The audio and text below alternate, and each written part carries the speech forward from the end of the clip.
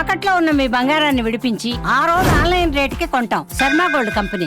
అమ్మ, అక్క, ఆలి దిక్కుమాలిన మీ రాజకీయాల్లోకి ఈ మాటలు ఎక్కడి నుంచి వస్తున్నాయి?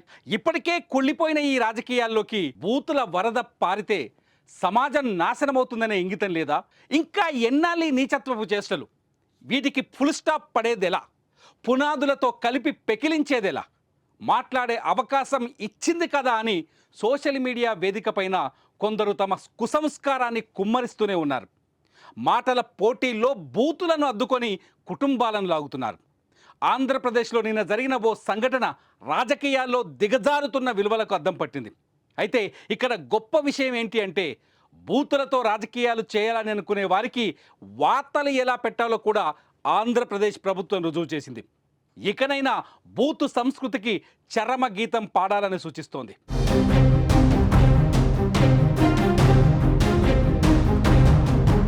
వైసీపీ అధినేత వైఎస్ జగన్ సతీమణిని ఉద్దేశించి సోషల్ మీడియా వేదిక పైన అసభ్యంగా మాట్లాడిన ఐటీడీపీ కార్యకర్త చేబ్రోలు కిరణ్ చేసిన వ్యాఖ్యలు రాజకీయాల్లో పెరిగిపోతున్న బూతు సంస్కృతికి అద్దం పడుతోంది.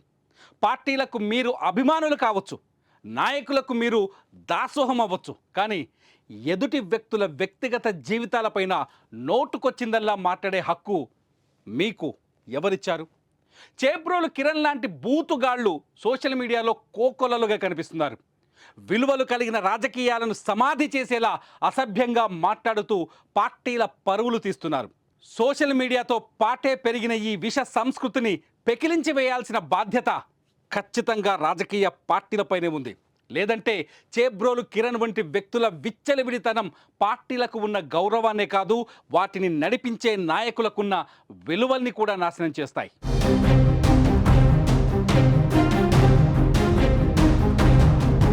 చేబ్రోలు కిరణ్ పైన ఆంధ్రప్రదేశ్ ప్రభుత్వం స్పందించిన తీరు ఇకనైనా అన్ని రాజకీయ పార్టీలకు మార్గదర్శకంగా మారాలి.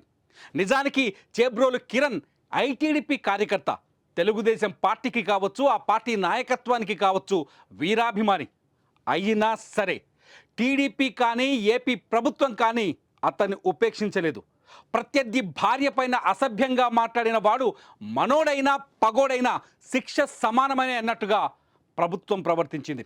వైసీపీ అధినేత జగన్ సతీమణి భారతి పైన అసభ్యంగా మాట్లాడిన చేబ్రోలు కిరణ్కు పోలీసులతో బడిత పూజ చేయించింది.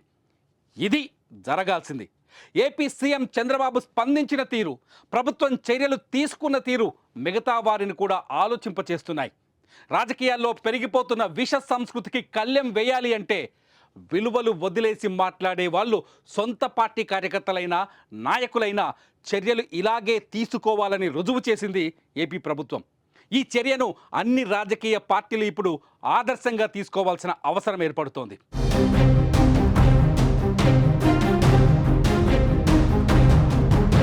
నాయకులు పార్టీలే కాదు, వాళ్ళ పేరుతో, రంగుతో, జెండాతో, ఎజెండాతో సాగుతున్న కొన్ని సోషల్ మీడియా ఛానళ్లు కూడా ఈ బూతుల వ్యాప్తికి, ప్రత్యర్థుల వ్యక్తిత్వ హననాన్ని ఎజెండాగా పెట్టుకొని పనిచేస్తున్నాయి. నాయకులు లేదంటే వాళ్ళ కుటుంబ జీవితాలను రోడ్డు మీదకి ఈడ్చి పడేస్తున్నాయి. ఏదైతే అయితే మా పార్టీ చూసుకుంటుందిలే, ఎవరైనా ఎదురు పడితే మా నాయకుడు కాపాడుతాడులే అనే భరోసా వాళ్ళను మరింత రెచ్చగొడుతోంది. ఒక నాయకుడికి ప్రజల్లో ఉండే పలుకుబడిని అడ్డం పెట్టుకొని ఈ సోషల్ మీడియా కాకులు నోటికొచ్చినట్లు మాట్లాడుతున్నాయి. ఇలాంటి సంస్కృతిని కొన్ని పార్టీలైతే నేరుగా ప్రోత్సహిస్తున్నాయి. ఏమైంది? అప్పుడు చంద్రబాబు నాయుడిని అవమానించారు, ఇప్పుడు అవే మాటలు తిరిగి జగన్ ఇంటికి వచ్చాయి. అప్పుడు అండగా ఉన్నది, ఇప్పుడు అండగా ఉంటున్నది కూడా రాజకీయ పార్టీలే కదా. ఇక్కడ మనం నేర్చుకున్నది ఏంటో ఒక్కసారి గుర్తు చేసుకుందాం.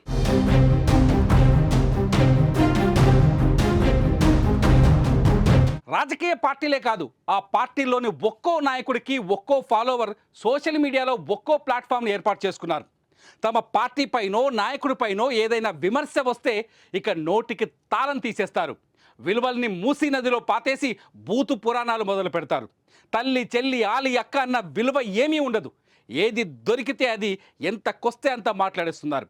ఏదైనా అయితే మా లీడర్ చూసుకుంటాడనే ధైర్యం, లేదంటే మా పార్టీ కాపాడుతుందనే అహంకారం. ఫలితం సమాజం సర్వనాశనం అవుతుంది.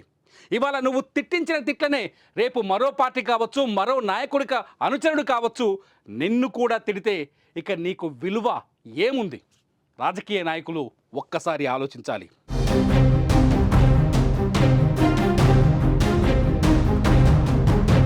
బూతుల బురద జల్లుకోవడం రాజకీయ పార్టీలో ఒక విధంగా నడుస్తుంటే, ఇక జర్నలిస్టుల ముసుగుల్లో మరోలా జరుగుతోంది. సోషల్ మీడియా ఇచ్చిన ఫ్రీడంతో పుట్టగొడుగుల్లా పుట్టుకొచ్చిన జర్నలిస్టులు కొన్ని పార్టీలు నాయకుల జెండాలు అజెండాలు భుజాన వేసుకొని ఎదుటి వారిని ఇష్టం వచ్చిన బూతులు తిడుతున్నారు. అసలు వీళ్ళు జర్నలిస్టులేనా? పెద్ద పెద్ద టీవీ సెట్లను అడ్డం పెట్టుకొని కేవలం వాళ్ళ వ్యతిరేక పార్టీల నేతలను నిత్యం బూతులతో అవమానించడమే పనిగా పెట్టుకుంటున్నారు.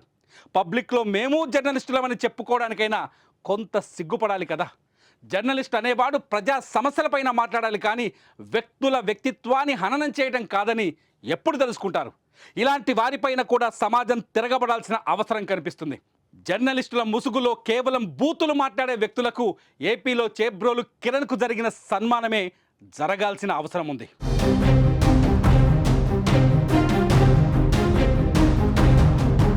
సొంత పార్టీ కార్యకర్త అయినా సరే తన ప్రత్యర్థి జగన్ సతీమణిని అసభ్యంగా అవమానించిన చేబ్రోలు కిరణ్ను జైల్లో పెట్టించిన టీడీపీ అధినేత చంద్రబాబుకు నిజంగా మనం హ్యాట్సాప్ చెప్పాలి.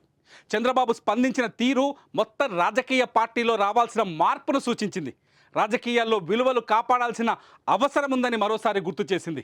జగన్ అయినా, కేటీఆర్ అయినా, కేసీఆర్ అయినా, కిషన్ రెడ్డి అయినా సరే, తెలంగాణ సీఎం రేవంత్ రెడ్డి అయినా సరే, ఎవరైనా సరే ఇకపై సోషల్ మీడియా వేదికపైన బూతులు మాట్లాడే వారికి కఠిన శిక్షలు పడేలా చర్యలు తీసుకోవాలి. అంతేకాదు, తమ పేరును వాడుకొని సోషల్ మీడియా ద్వారా సమాజాన్ని నాశనం చేస్తున్న ఈ బూతుగాళ్ళ తాట తీయాలి. అప్పుడే రాజకీయాల్లో విలువలు ఉంటాయి, రాజకీయం చేసే నాయకులకు గౌరవము దక్కుతుంది. ఇందుకు చంద్రబాబు వేసిన ముందడుగు మార్గదర్శకం కావాలి. మరి మీరేమంటారు? ఈ వీడియో కింద కామెంట్ చేయండి.